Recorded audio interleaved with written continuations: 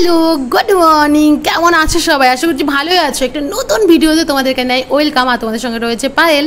তো আজকের ভিডিওটা কি বলো তো, ভাবলাম কি মিনি ব্লগের মতো শেয়ার করব তোমাদের সঙ্গে। বাট দেখো না, 20 মিনিটেরও বেশি ভিডিও আমি ক্লিপ নিয়ে নিয়েছি, তো তাই ভাবলাম চলো বড় ব্লগ হিসেবে শেয়ার করি। অনেকেও যদি আমাকে মেসেজ করে বলেছো মিনি ব্লগ নয় বড় ব্লগ চাই, তো আমি বড় ব্লগ তো অনেক বছর থেকেই বানাচ্ছি। আজকাল আমি মিনি ব্লগ ভাবছি অনেক ট্রেন্ডিংয়ে রয়েছে, তাই বানাই। তো সেই হিসাবেই চলো দিনটা শুরু করা যাক। এখানে আমি সকালবেলায় চা দিয়ে আজকে দিনটা শুরু করব। অনেক অনেক বেশি গরম, তাইও ভাবলাম তো চা দিয়ে আজকে দিনটা শুরু করা যাক, মানে চা খেতে মন হলো। আর তোমরা ছোটোবেলা কে কে আমল দুধ চুরি করে খেয়েছো প্লিজ আমাকে কিন্তু সত্যি কমেন্ট করে জানাবে। আমি কিন্তু ভাই অনেক খেয়েছি, এই ভিডিওটা কিন্তু আমার মাও দেখবে, ঠিক আছে? মাও জানে। তো সেই হিসেবেই এখন আর চুরি করে খেতে হয় না, এখন চাইলে এক ডিব্বে একসঙ্গেই খেতে পারি। তো সেই দিনটাই এখনও মনে পড়ে। আমি এখানে পোহা ফ্রাই করে রেখে দিয়েছি, মানে অন্যান্য দিনের জন্য। আজকে তো একটু কাজে লাগবে, অন্য দিন স্কুলে যাওয়ার জন্য কাজে লাগে। তো এখানে আমি ভাতও বসিয়ে দিয়েছি। আমি চাটা এনজয় করব, দেখতে পাচ্ছি একটু নামকিন বানিয়ে নিচ্ছি সেটা, আর একটু বিস্কিট। ভাই রে ভাই, এত গরম এত গরম, কুলারের সামনে তো বসতেই হতো। তারপরে আমি এখানে চলে এসেছি রান্নাবান্না করতে। আরও কিছু জিরে দিয়ে দিয়েছি, একদম কম তেল, দেখতেই পাচ্ছ তেল নেই বলেই চলে। এর মধ্যেই আমি রান্না করে নেব ভাত ভাজা। ভাত ভাজার জন্য যে কোনো ভেজিস যেগুলো তোমাদের ঘরে আছে সেইগুলো দিয়ে তোমরা করে নিতে পারো।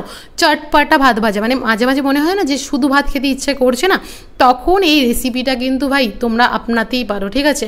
তো এখানে দেখতে পাচ্ছ ভিনেগার, সয়া সস আর একটুখানি টুকিটাকি মশলা দিয়ে নেড়ে চেড়ে যেই সবজিগুলো থাকবে সেগুলো সেদ্ধ হয়ে গেলে তারপর কাসুরি মেথি দিতে হবে, মানে আমি দিচ্ছি অপশনাল।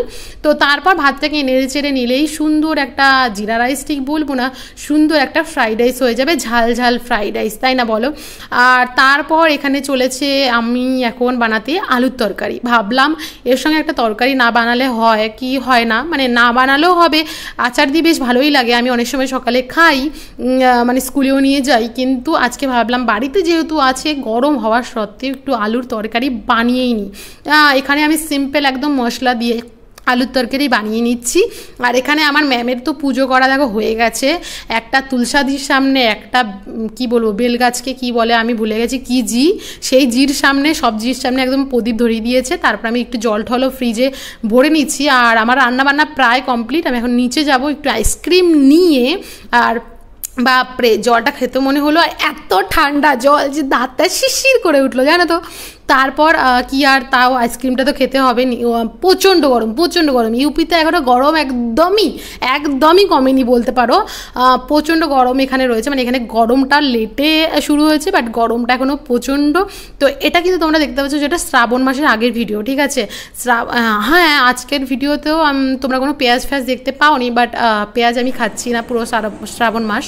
আর এখানে আমি পেজের কাজ নিয়ে বসে পড়েছি। তোমরা জানো আমার ছোটোখাটো একটা বিজনেস তো রয়েছেই। আমাকে যদিও ফেসবুকে অনেকে কমেন্ট করে বলেছে মিনি ব্লগ নয়, একটু বড় ব্লগই শেয়ার কর বা করো।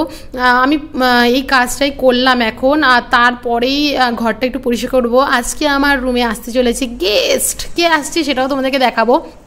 জানালা দিয়ে যখন তাকাই তখনই তুই প্যাঁ প্যাঁ করে আওয়াজ বাজতেই থাকে। এই যে ট্রেনে দেখতেই পাচ্ছ, ওয়েদারটা বেশ কুলকুল লাগছে, বাট প্রচণ্ড গরম। বিশ্বাস করো, এত বড় ঘরে থাকা বাস করা কঠিন ব্যাপার একা মানুষ। আমি যখন এখানে প্রথম এসেছিলাম তখন আমার হেল্পিং হ্যান্ড কিন্তু ছিল, মানে ঘর মোছার, তারপর অন্যান্য কাজ করে দেওয়ার, প্লাস রান্না করারও হেল্পিং হ্যান্ড কিন্তু ছিল। তখন 7,000 টাকা হেল্পিং হ্যান্ড নিত। আর এখন আমরা গরমের ছুটি আগের বছর গেছিলাম, না শীতের ছুটিতে গেছিলাম, তখনই আমাদের অনেক ছুটির পড়ার পরে হেল্পিং হ্যান্ডের সঙ্গে একটু সমস্যা হয়ে গেছিলো, আর সেটা আর পাইনি, বুঝলে? এখানে হেল্পিং হ্যান্ড পাওয়া ভীষণ কঠিন।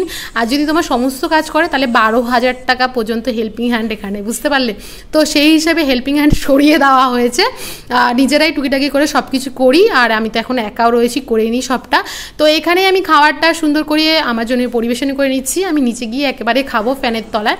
তো এখানে চলে এসেছি, একটু আচারও নিয়ে নিচ্ছি, মানে এই ভাতটার সঙ্গে আচার না নিলে সত্যি বলছি ইনকমপ্লিট। আমার পুরো জিভে একদম কি বলবো পানি আসছে, এতটাই টেস্টি হয় এই খাবারটা। আর একটুখানি সঙ্গে আমি চানাচুরও নিয়ে নিয়েছি, কারণ কি আমার এর সঙ্গে একটু পাঁপড় হলে বেশি ভালো হতো, বাট চানাচুর হলেও যায়। তারপর এই জামা কাপড়গুলো দেখতে পাচ্ছ, এইগুলো আমার কালকে রাতেই ধোয়া। আমি ছুটির দিনের জন্য জীবনেও কাছাকাছি রাখি না, আমি আগের দিন রাতে হলেও সুন্দর করে ধুয়ে টুয়ে রেখে দিই, কারণ কালকে যেন আমার এইসব ঝামেলার মধ্যে পড়তে না হয়। সব সুন্দর করে গুছিয়ে নিয়েছি। আর এর মধ্যেই চলে এসছে আমার একটা পার্সেল। এটা না খুবই একটা দরকারি জিনিস ছিল আমার, জানো তো, অর্ডার করতেই হতো। ওই পাঞ্চ মেশিন টাইপের বলতে পারো, আর কি ছেদ হয়ে যায় এরকম। আর এই যে আমার গেস্ট চলে এসেছে, আমার গেস্ট হচ্ছে আমার 2 ছাত্রী। তো ওদের ঘর না আমার বাড়ির একেবারেই পাশে, তো তাই জন্য বললাম ফোন করে ওর মাকে যে একটু পাঠিয়ে দাও, মানে ওদের সঙ্গে একটু সময় কাটানোর জন্য। একা একা বোর লাগছিল, তো ওরাই চলে গেল যখন একটু সূর্যটা ডুবে এসেছে, তখন আমি ভাই ওদেরকে পাঠিয়ে দিলাম। যদিও আমার ঘরের পরে মাত্র 4টে ঘর পরেই ওদের ঘর, তো আমি নিজের জন্য একটু আম কেটে নিলাম। যতই হোক আমি ওদের ম্যাডাম, ওদের সামনে খেতে আমার একটু লজ্জা করে না বলো তো সেটাই আমি নিজেই একটু খেয়ে দিয়ে নিলাম। তো আজকের ভিডিওটা এইটুকুই, দেখাচ্ছে একটা নতুন ভিডিওর সঙ্গে। আমি আমার পেজের জন্য একটু কাজকর্ম করছিলাম, যেটা বানিয়েছিলাম সেটা একটু কালার করছি। তোমাদের যদি ভিডিওর কোনো একটা পার্ট ভালো লেগে থাকে তাহলে কিন্তু লাইক কমেন্ট শেয়ার করো। এখন আপাতত টাটা, সবাই ভালো থেকো, টাটা।